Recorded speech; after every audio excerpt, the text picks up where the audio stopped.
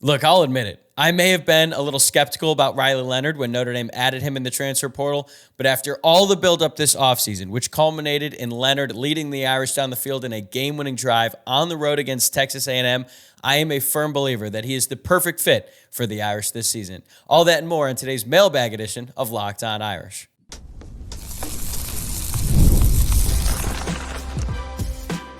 You are Locked On Irish, your daily podcast on the Notre Dame Fighting Irish.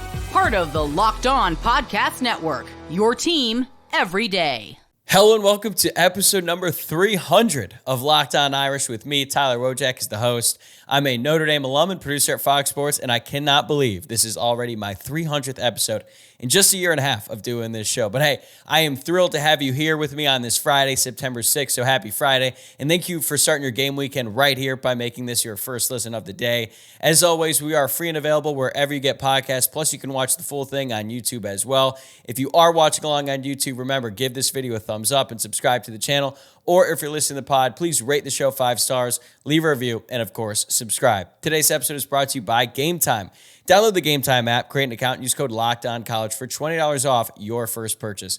Because it's Friday, we have a loaded mailbag show for you today. I got more questions this week than I ever have before, which is not really surprising considering how excited the fan base is after the season opening win against Texas A&M. But I really appreciate every single one of you who sent in your questions. If I don't get to yours today, don't worry.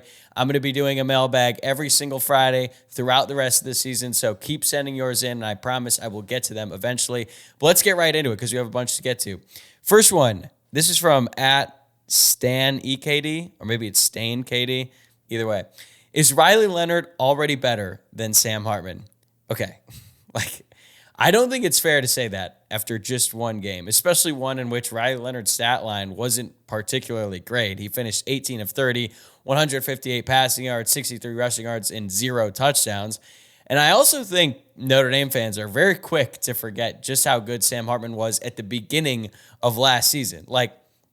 If Notre Dame gave the ball to Wojciak a few more times on that last drive against Ohio State, or if the defense was able to get a stop there on the last drive, Sam Hartman would have been the Heisman frontrunner at the end of September going into October. He also carried the Irish 98 yards downfield with basically 0 receivers to beat a Mike Elko defense too. Plus, he ran for a 4th and 16 on that drive. He carried that offense in that game. And yeah, obviously the Sam Hartman experience didn't quite live up to the hype that we all had about him before the season, but he had some really good moments last year, and I don't really know why people choose to pretend that they never happened. But here is what I will say about Riley Leonard compared to Sam Hartman. Sam Hartman would not have won that game against Texas A&M, and Riley Leonard is a much better fit for this Irish team, this version of this offense, than Hartman would be. Notre Dame needs a dual-threat quarterback to make this year's offense work. We know about the offensive line. We know how young they are, inexperienced they are, and they are going to struggle at times throughout the season. They are absolutely going to allow some pressures. Just look at the Texas A&M game. According to Pro Football Focus, Riley Leonard was pressured 10 times against the Aggies. Didn't get sacked once. Now, sure, he had to scramble out of the pocket, and there was that play when he ran out of bounds for a loss of 2, which technically isn't counted as a sack, but he was only hit twice in this game in the pocket. Now, he obviously got hit when he was running the ball, but he was able to hold up because of his elusiveness. I did not truly comprehend just how good he is at avoiding the sacks that he is, and he showed that against Texas A&M. I still think that Ian Book was maybe the most elusive quarterback I've ever seen in the pocket outside of Caleb Williams, but most elusive Notre Dame quarterback. He had that absolutely dirty spin move where he would feel the rush coming from his backside, roll around, and then scramble to his left. But Ian Book was not nearly as much of a factor in the designed quarterback run game as Riley Leonard is. Those 63 yards rushing were absolutely crucial for the Irish offense, particularly late in the game. When they started running 5 wide quarterback power, it was an automatic 7 yards. Even if it didn't always look pretty, what Riley Leonard brought in that game and what he will continue to bring to the Irish offense as a runner going forward is such a valuable asset, and he is going to have to do that a lot this season, particularly in the big games. If you watch a replay of Jeremiah Love's touchdown run there at the end of that game, there are 2 linebackers in the box, and they both take a step to the left when Riley Leonard carries out that fake, and then once they realize he doesn't have the ball, they go back in the box. And by that point, like that one step of hesitation allowed Jeremiah Love to run past those guys on his way for a touchdown. If Sam Hartman is the quarterback, that's not going to happen because no one would have been on his fakes. Like there were multiple times last year when Sam Hartman could have kept the ball on a read option and he just didn't, which is odd because he was a good runner at Wake Forest, and we saw it on that 4th and 16 play and that touchdown run he had against Clemson. Like he had some wheels if he ever decided to use them, and we don't have to relive the 4th and 1 play against Ohio State last year, but he could run, he just chose not to. That is not going to be the case for Riley Leonard, but I do think that going up against Northern Illinois, Notre Dame is just going to ask him to not run as much because they do need to save his legs for the rest of the season. But Sam Hartman and Riley Leonard, they're both veteran guys who are brought in to help lift this offense and basically make up for the fact that they had an inexperienced quarterback room and they had not recruited the position that well in recent years. And Riley Leonard's poise on that drive, that final drive for the Notre Dame offense, is exactly what Notre Dame needed, and that's why they went out and got him in the transfer portal. He wasn't passing well early on in the game. That much is true, but he absolutely did on that last drive. That pass to Jaden Greathouse was great. The jump ball to Bo Collins was placed perfectly. So we know he has it in him. He needs to develop more. And I think one thing that I think all Notre Dame fans are rooting for with the Riley Leonard experience compared to Sam Hartman's is that Leonard continues to develop and get better as the season goes along. Whereas with Sam Hartman, he peaked very early, and then by the end of the year, it wasn't that great. And I think that's a big reason why so many people kind of turn their heads to the Sam Hartman experience, because by the end, I mean, even in that Stanford game, Sam Hartman's last game wearing a Notre Dame uniform, he threw a pick very early on in that game and obviously didn't play well against Clemson. But hopefully the Riley Leonard experience is the complete opposite, and that his game against the Aggies on Saturday will end up being his worst game of the season because Notre Dame is going to need him to be playing well if they want to knock off USC at the end of the year. I know that's a far game away at the end of November, but it's going to be very important for the Irish offense to be humming in that game because USC's offense looked really good, which isn't a shock because they have Lincoln Riley as their play caller, but they're going to have things ready to go in that game, and I think that they will. So as long as Riley Leonard stays healthy and he develops as a passer, he is the type of quarterback that can win you games in the college football playoff. And for the people who didn't want him and they wanted Notre Dame to just ride out there with Angeli, let me ask you this. Who would you have been more comfortable with out there on that last drive? Riley Leonard or Steve Angeli? I think we all know the answer to that question, and Riley Leonard proved why on the field against Texas A&M. So it wasn't always pretty with Riley Leonard, but he's a huge reason why they won the game, and he will continue to win them games going forward. And I do think that in the end, the Riley Leonard experience is going to be much better than Sam Hartman because Leonard is a much better fit on this year's team. Okay, speaking of Riley Leonard, at Michael_Mancini wants to know, Woj, what do we need to see from Riley Leonard this weekend? I want 50-plus rushing yards, 250-plus passing yards, and a 70% completion percentage. Personally, I'm hoping he has less than 50 rushing yards because I don't want Notre Dame to have to run him much. Sure, if he scrambles, whatever, if there's an open lane, he can get the first down, fine. And if they run a read option and the defensive end sells out to stop the running back and you can get an easy 8 yards, sure, I'll take that. But I really am hoping to see less quarterback power and less hits on Riley Leonard because you go back and you rewatch that tape against Texas A&M, and he took some shots. There was obviously the targeting call very early on in the game, which was maybe the most egregious, maybe not the most egregious, that's a bit of a stretch, but textbook targeting from that Texas A&M safety very early on in the game. I can't believe how quickly he just bounced up from the ground like nothing had ever happened there, and he took more shots as the game went on. So they do need to preserve him because they are going to need him later on, and you don't want to have to resort to quarterback power over and over again in week 2 against Northern Illinois.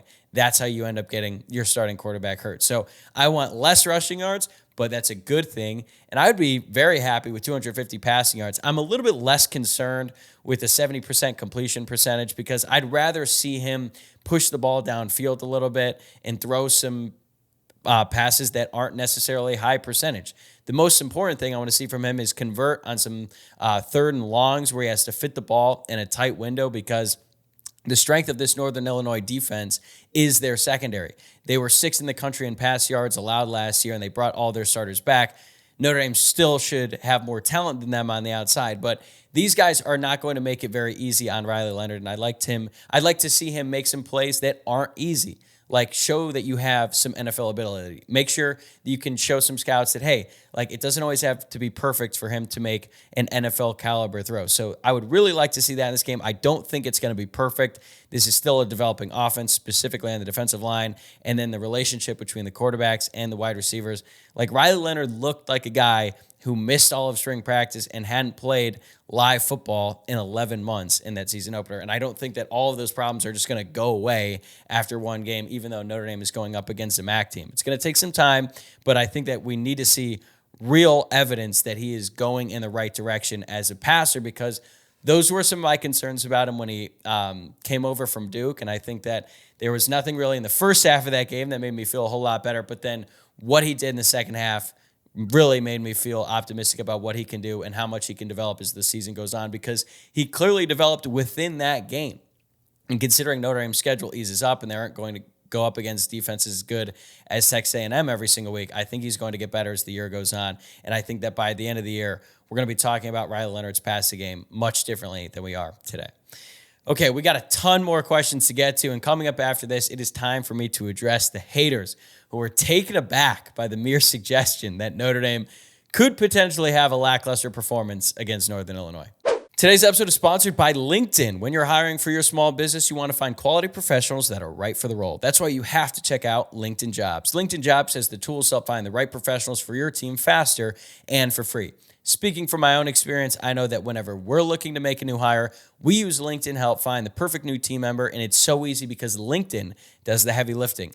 LinkedIn is not just another job board, and it's not just a job board. LinkedIn helps you hire professionals you can't find anywhere else, even those who aren't necessarily searching for a new job, but they might be open to the perfect role. So in a given month, over 70% of LinkedIn users don't visit other leading job sites. So if you're not looking on LinkedIn, you're looking in the wrong place. On LinkedIn, 86% of small businesses get a qualified candidate within 24 hours. Hire professionals like a professional on LinkedIn.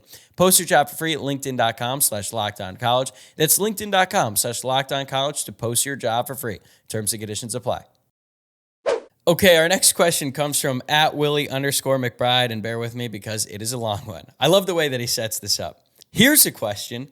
If A&M had won this game, would they be talking about a possible letdown next week against McNeese State? No. If this was Alabama who squeaked out a tough win against the same A&M team in Kyle Field and was playing Georgia Southern next week, would anyone be talking a possible letdown? Not on your life. So the semi-recent past experiences with different coaches and players should not apply. I'm tired of the explanation that Notre Dame's going to struggle against significantly inferior opponents because they had a tough win last week, and we have a knack for having letdown games afterwards. Enough of that. I grew up a fan with Era, Divine, Holtz. This kind of anticipatory excuse-making was not a thing back then. Let's get back to that. Whew. Willie. I mean, how dare I suggest that Notre Dame might not be as emotionally ready to go to play a team in the MAC after playing an extremely hard-fought game on the road in 100-degree heat against a good SEC team in the season opener. My bad. But look, I'm not picking on Willie here. There were a lot of people in my comments that were not happy at the suggestion that Notre Dame could potentially have a letdown performance against Northern Illinois because teams in the past, specifically Notre Dame teams, have had letdown performances after a big-time game like this. Here's the thing that a lot of you guys don't understand. Like, I'm not making anticipatory excuses. These are just predictions that I'm making. I've got to give you some content, right? I'm going to make a prediction, and I could absolutely be wrong about my prediction.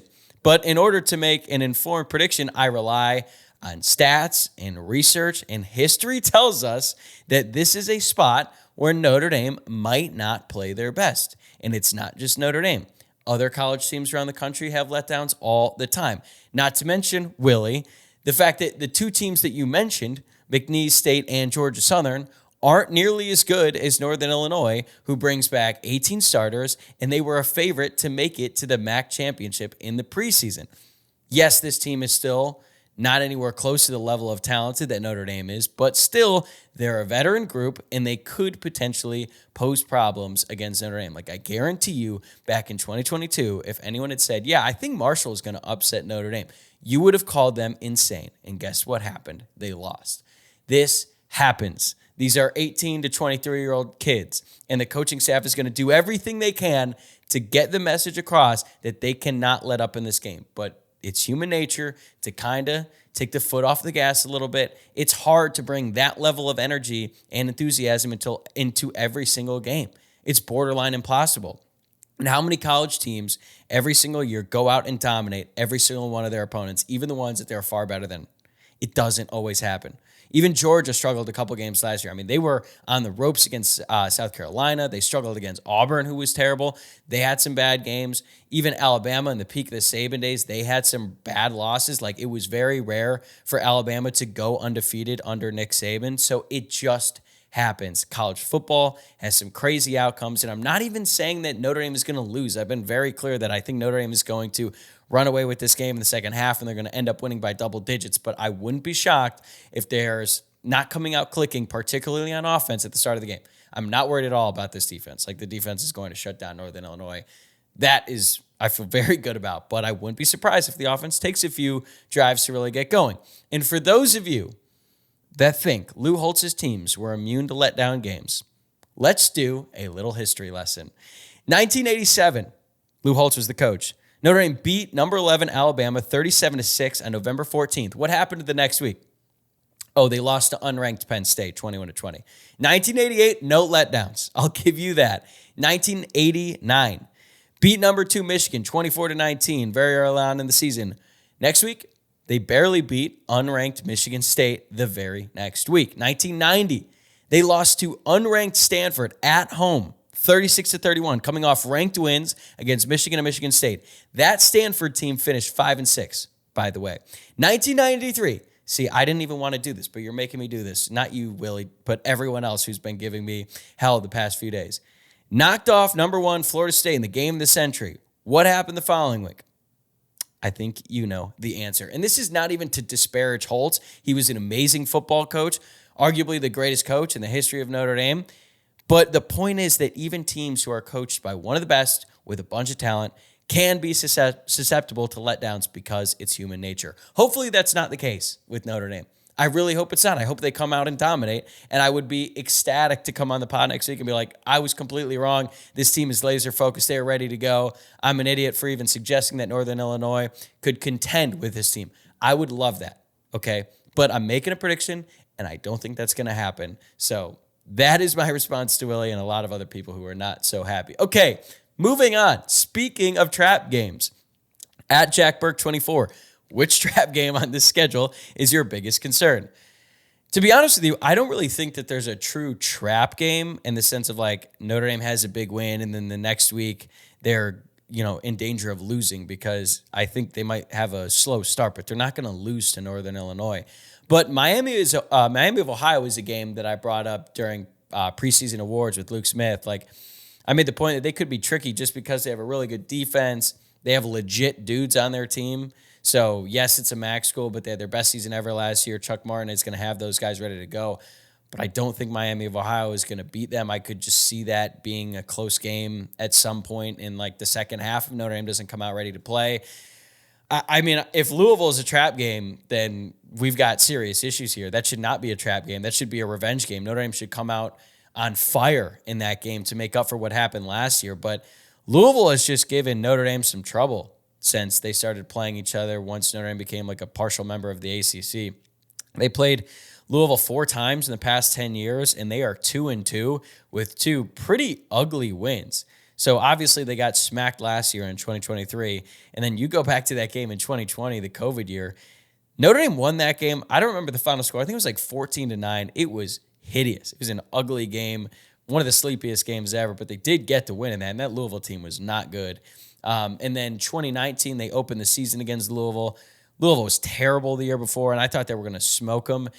Nope. Louisville came out. They scored 2 touchdowns very early on, and then Notre Dame ended up running away with the game in the second half. But I remember the big takeaway after that game is that Notre Dame is screwed against Georgia. They ended up figuring it out and only losing to Georgia by a touchdown. But that was not a great performance either. 2014, Reggie Bonifon, who killed me as a high school football player, literally ended my high school career by throwing for 200 and running For 200, sure, I'm over it. I think I brought that up like 5 times before on a different podcast. Like, people are probably so sick of hearing about that. But anyway, Louisville beat Notre Dame in 2014. So even though I think Notre Dame is better than them, I'm worried about that game. I'll be there, but I'm worried about it. But again, it shouldn't be a trap game. Maybe Florida State is a trap game because we're all just completely writing them off. So maybe, I'm just kind of reaching here because I think they're going to be done by that point in the season. A lot of these guys are there because of NIL and different things like that. So if they're completely out of the mix by November, I don't think you're going to see a super inspired Florida State team heading into South Bend when the weather's probably cold to play a very physical Notre Dame team. Georgia Tech, we can't call them a trap game at this point. They're not going to surprise anyone. And USC is in a trap game. That's a really tough game against a rivalry, or it's a tough rivalry game on the road at the end of the season. So there really aren't many trap games that I think Notre Dame is going to be in danger of losing. Now, there are certainly games where Notre Dame could lose, where they're the better team, but not in the true sense of the word trap game. All right, when we come back, which young players are ready to shine in their opportunity against Northern Illinois? That's next on Locked On Irish. Today's episode is brought to you by Gametime. Whether it be sports, concerts, comedy shows, you name it, I love going to live events. And Gametime is a new feature called Gametime Picks that makes getting tickets for your favorite live events even easier.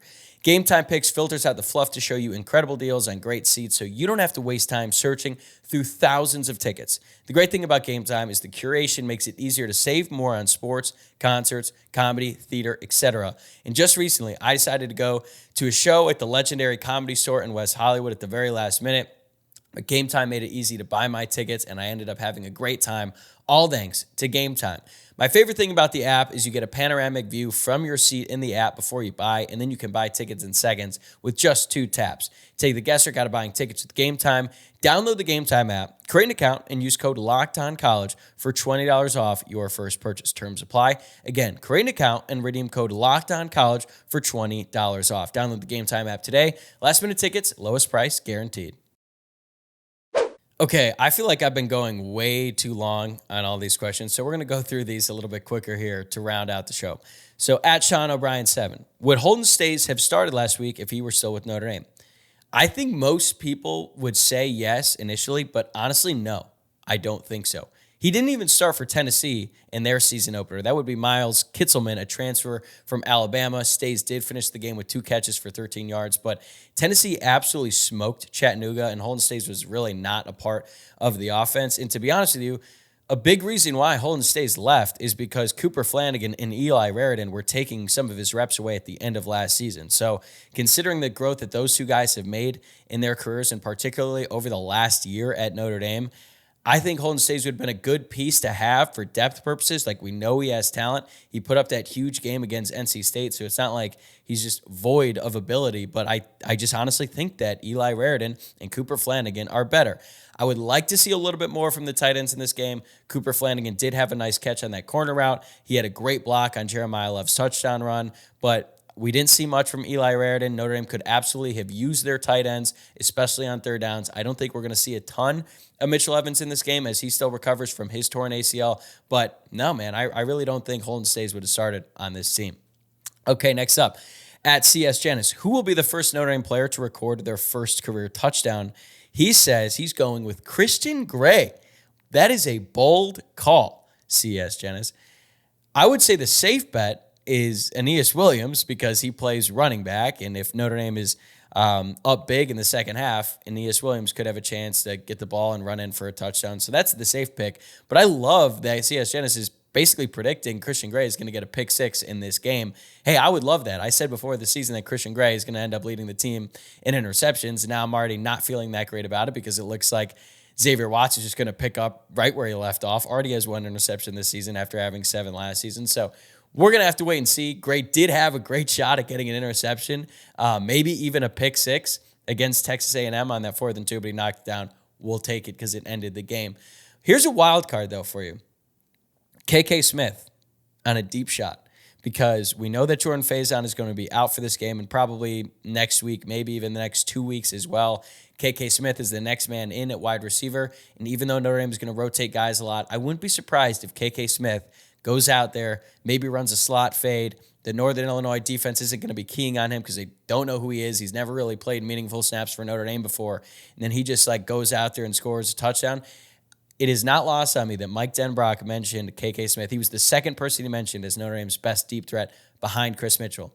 So if you wanted to go first touchdown in Notre Dame uniform, I mean, you could say Bo Collins, Chris Mitchell, but I think it's going to be KK Smith. I was going to say Cooper Flanagan, but he actually scored a touchdown for Notre Dame last year. Also, keep an eye out for Jaden Harrison.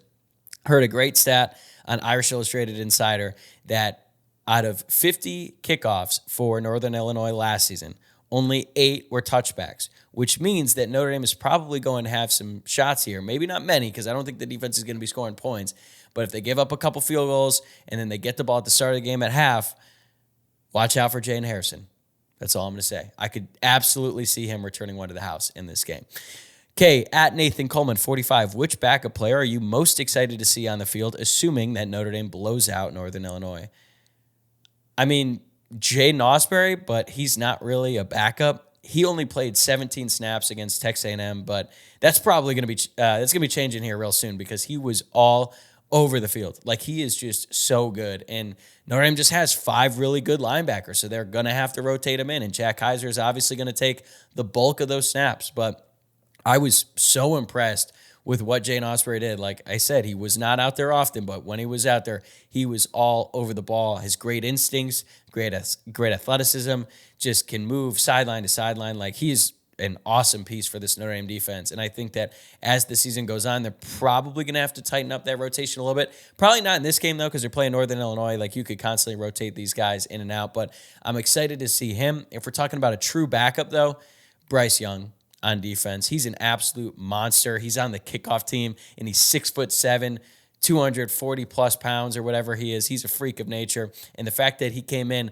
the goal line package for Notre Dame against Texas A&M shows the trust that this coaching staff has in Bryce Young at such a young age. So he's going to be an absolutely phenomenal player for the Irish. He's already on the depth chart, which is impressive. And if he continues his ascent, he could go down as like an all-time great, because it wasn't that long ago where we're talking about Bryce Young as like a legacy offer. You know, yeah, he's a big kid, top 300 prospect, or just outside the top 300 prospect, all that. Then he ended up being a 5-star after his senior season, and now he's already getting some reps there in Notre Dame's biggest game of the season. So I think we're going to see a little bit more from Bryce Young in this game, and I cannot wait. All right, last one. This one comes from @Sandra Woj. You could probably figure out who that is. Besides the Texas A&M game, what is your favorite game that you have attended and why? Okay, so I think if we're talking all-time favorite Notre Dame games, it's actually very easy, and I've talked about this before, so sorry if you've heard this before, but it's USC 2017. It was my senior year at Notre Dame.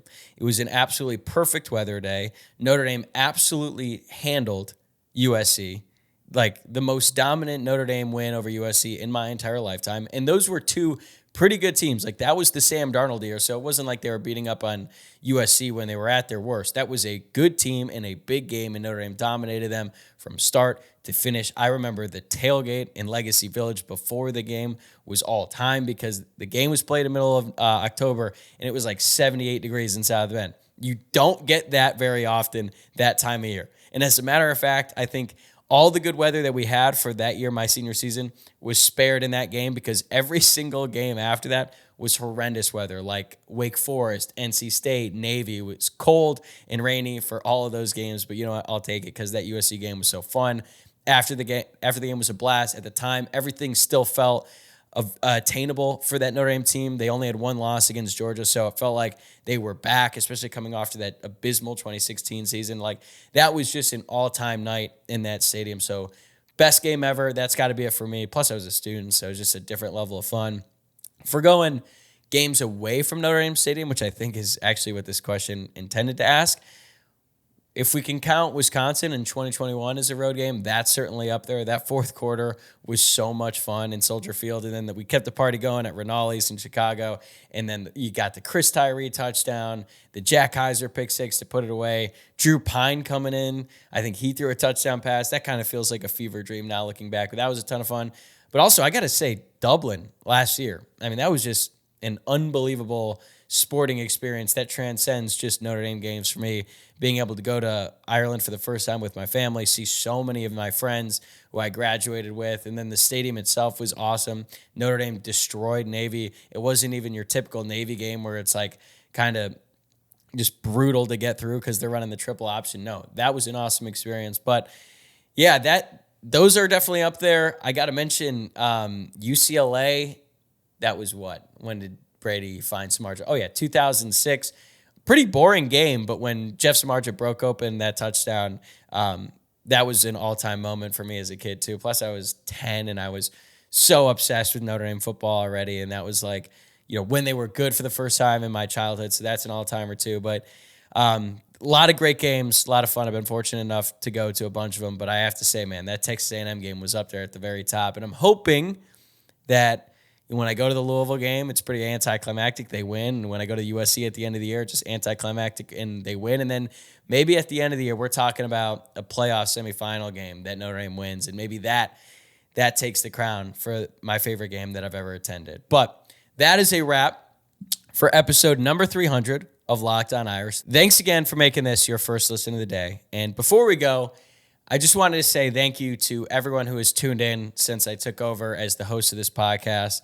300 episodes is a lot, and I put a lot of time and effort into every single episode because I want to make each one as good as I possibly can, and even though when I'm done with them, there's a lot of times where personally I think I suck, but it is cool to see some of you really enjoy it and continue to watch and listen. That really motivates me. I take it very seriously, and I have a lot of fun doing this. And the last thing I'm going to say is we're just getting started. Like, this is not a victory lap whatsoever, even though I'm grateful for the growth and support of the show. 300 episodes in, I think we're really just scratching the surface here, and there are a lot more exciting things to come. So 300 down, 300 plus more to go, and I can't wait. It's a whole lot of fun. If you are still listening after my little diatribe that I just had, thank you. Please subscribe on whatever platform you're consuming the show today, whether it be Apple, Spotify, YouTube, whatever. And for your second listen, check out the Locked On College Football Podcast. Enjoy the game tomorrow. I'm going to be right back here with you on Sunday night. I might even be able to get a quick instant reaction video tomorrow right after the game. It's probably not going to be a full 30-minute podcast, but I'm hoping to get like a quick 8 to 10-minute video up with my immediate thoughts post-game. So be on the lookout for that. Also follow the show on social media. Twitter account is @LockedOnIrish. Instagram is @LockedOnIrishPod. I'm going to keep you updated with all the latest comings and goings on the show throughout the season. And obviously the best way to stay up to date on everything is to subscribe. So seriously, enjoy the game tomorrow. If you're going to Notre Dame, safe travels. It should be a lot of fun. And I'll see you Saturday or Sunday at the very latest. Go Irish.